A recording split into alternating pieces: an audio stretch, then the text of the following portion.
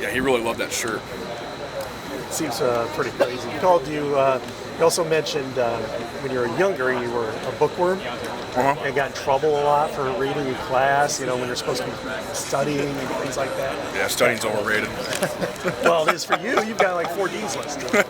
But Something like that. when did you develop that? Your love for reading, that sort of thing.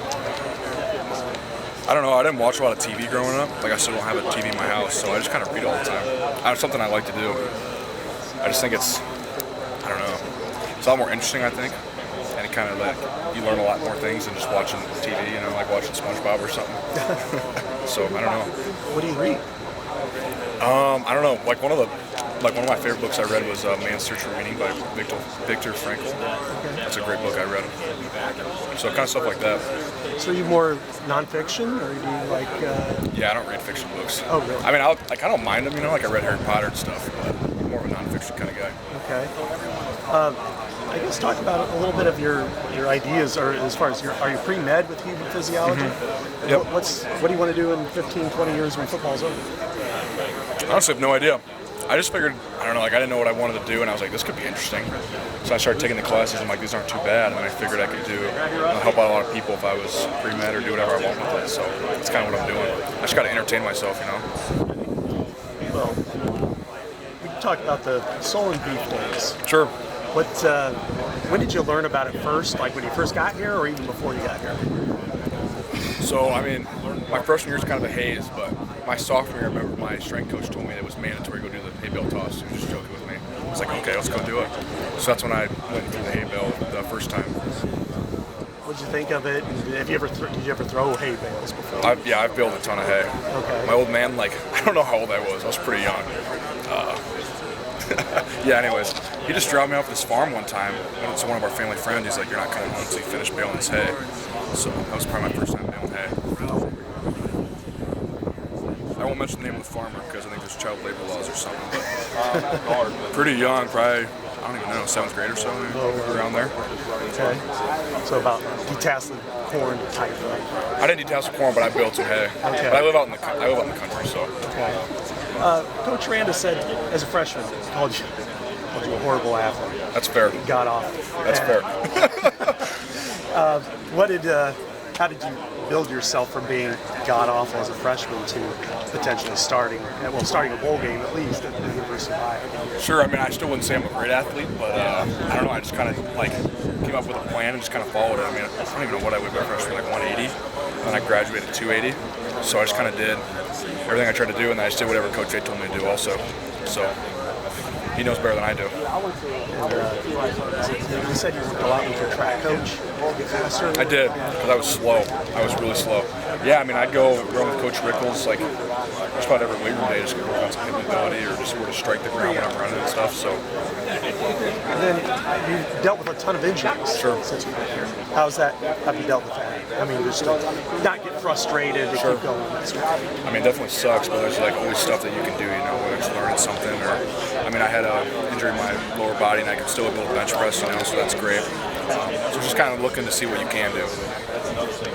So you mentioned putting on a bunch of that weight. I have to ask about a anecdote that was told by Peterson Sure. last year. Do you know which one I'm talking I about? do. I did actually say that. Okay. 100% I said that to you. And I stand by that. Yeah. And as a have you had any kidney stones? Not currently, no. Which is great. That would suck. That would really hurt. But it'd be worth it, you know. And well, I mean, you're at the very least right now listed as starting right tackle. Sure. Is that sort of something you're like, this league gave me this opportunity, I'm not getting it back, or is it like just an open competition and it's just a name on paper? Like, how are you approaching right now? I'd say it's definitely just a name on paper for now. Like, I'm not going to take it, you know, as like some kind of great, I don't know, guy doesn't have to work hard because like my name's on a piece of paper. So Sure. It kind of just is what it is, and we'll see what happens on the first game, you know. We'll see who's out there. No Latimer headbutting windows. The program, have you ever seen the program? The movie, The Program? Then that reference makes no sense. Yeah, I was like, what? All good. Thank you so much. Yeah, of course. Well, then it's Solon. This year, you were going back and forth. Yeah. What was the competition like? Because, I mean, you guys do the same thing in the weight room. It was great. Yeah, I love it. I mean, I love joking loans. I like to mess with them a lot. It's a great time. It's one of my favorite things to do. But, yeah, I mean, I just kind of had a large Casey's coffee right beforehand. I was ready to roll. Had some guys give me water and stuff, and we were just rolling. And then to win, you know, I mean, it was wild. Kirk talked about that next Monday, breaking it up, and then he gets mad. I mean, what was that like? What happened there? I don't know. It was just a great time. It was actually wild, you know, to win that. It was a great time. I think Coach Ferguson is kind of funny. Yeah. He said he came in on the next Monday and announced it, and you started kind of like lording it over Logan, and he got pissed off, and he's like, he's going to win it next year now because of it. You know, I really should be better, but I just can't help myself when it comes to Logan. It kind of says what it is. Well, among the other things he said is, what is he calls you a gentle giant? Sure. You know, and so how is your personality different, you know, maybe depending on who you're with, what you're with? Honestly, I'd say it's pretty much the same. Yeah, no, I don't think it changes a whole lot unless I'm like I got it, you know, like a meeting or something. Like I can't talk, so it just kind of depends. And finally, last day of school, your school prank. Oh yeah. How'd you come up with that idea? Well, I wanted to set some like mice loose or like gerbils loose or something in the school, but then I was like, they might get kicked, and that'd be kind of, you know, would be great. Or if somebody stepped on a mouse or something, you know. So I knew someone that had some feeder ducks, so I went and picked up the feeder ducks in the back of my truck, put them in like a dog kennel, and drove smartly with them in the back there. And then I just wheeled up to the back of the school, and I just let the ducks loose in the school. They were in there for a while, you know, probably a couple hours. And then I got them out and took them back, so. Shit everywhere. Well, like, yeah, like when ducks get freaked out, they just poop everywhere. So they were just pooping all over the hall. It was just wild. Did you have to clean it up, or was it janitor? Oh, I wasn't going to leave that for the janitor, yeah. I mean, I had some people help me clean it up, but because the principal told me I wasn't getting my diploma if I didn't clean it up. Oh, so. Did your parents know, or was it just... I don't know if I told them. I really don't. I'm sure they found out somehow, but they probably think it was funny. You've playing this position, playing offensive line in general. What have you learned since you've gotten here? Do they have to strip you all the way down fundamentally and build you back up? 100%. Yeah, no, when I got here, I barely knew my left and my right, and now I can I can tell you some different schemes and stuff, but yeah, I mean, like in high school we just did, have you heard of oil before?